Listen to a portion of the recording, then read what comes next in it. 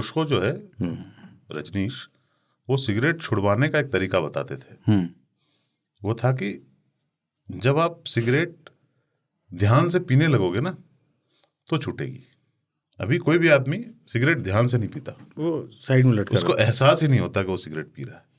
मर तो आप वैसे भी रहे हो, चाहे ध्यान से पियो या ना पियो, लेकिन सिगरेट भी पी रहे हो तो ध्यान से पियो, कि आपको हर चीज याद हो कि मैं इधर से माचिस निकाल रहा हूँ, उसको होठों में लगा रहा हूँ, कैसा ग्रिप है, उसको जला रहा हूँ, उसके धुएं को आप अंदर ले जा रहे हो, फिर बाहर छोड़ रहे हो। अगर इसका एहसास हो तो शायद छूट जाए।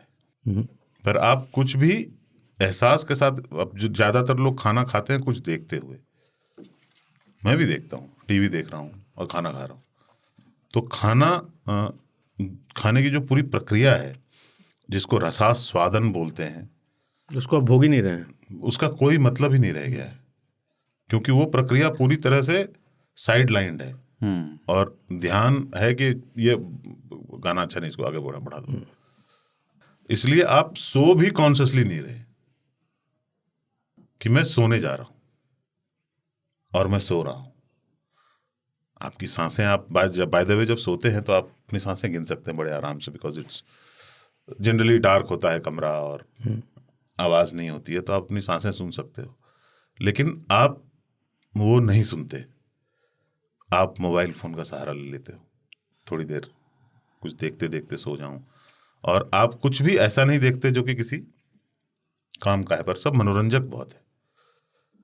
कि क्यूट बिल्ला है एक जो जंप कर रहा है ऊपर से नीचे, या कोई डॉग है, या कोई एक्टर है, या कोई भोजपुरी आदमी बहुत गलत लहजे में बात कर रहा है, भटक रहा है मन हर जगह पे। हाँ, तो वो तुरंत तुरंत चल रहा है और आप देखते देखते आधा घंटा बिता देते हो, फिर आपको नींद आती है और आप सोते हो, तो आपकी स्लीप भी कंप्लीट नहीं होती, क्योंकि आप कॉन्शियसली सो नहीं रहे हैं। आप जब उठते हैं तो आप कॉन्शियसली, हमने एक बार कहा था कि उस थोड़े समय के लिए आदमी जिंदा रहता है, उठने उस समय वो आदमी स्वयं में होता, फिर उसको याद आ जाता है वो कौन है। लेकिन उसके बाद के जितने काम होते हैं, जैसे याद आता है, तो कुछ भी कॉन्शियसली नहीं कर रहे होते हैं हम।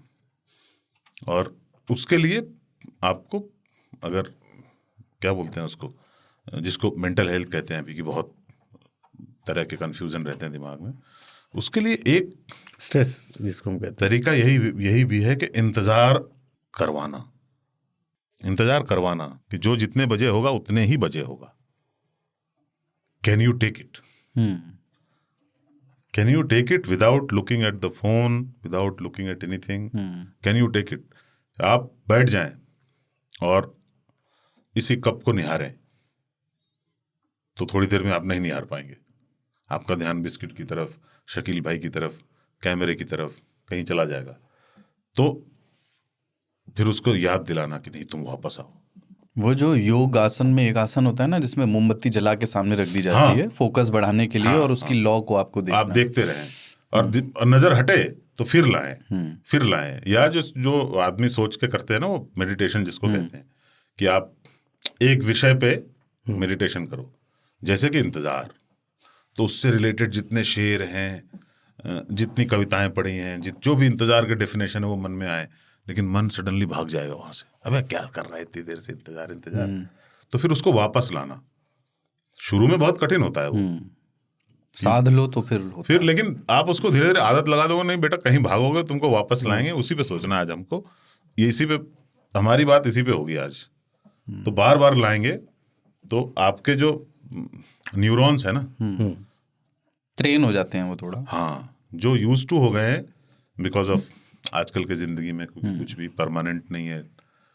परमानेंट का मतलब कुछ भी लंबा करने की आदत नहीं है। 3 चीजें आपको डिसाइड करना, क्या करे क्या ना करे। हाँ, तो इंतजार करवाना, बचपन में हम लोगों को माँ पिताजी जब करते थे ना कि मतलब ये करोगे तो अभी साइकिल नहीं देंगे, है ना।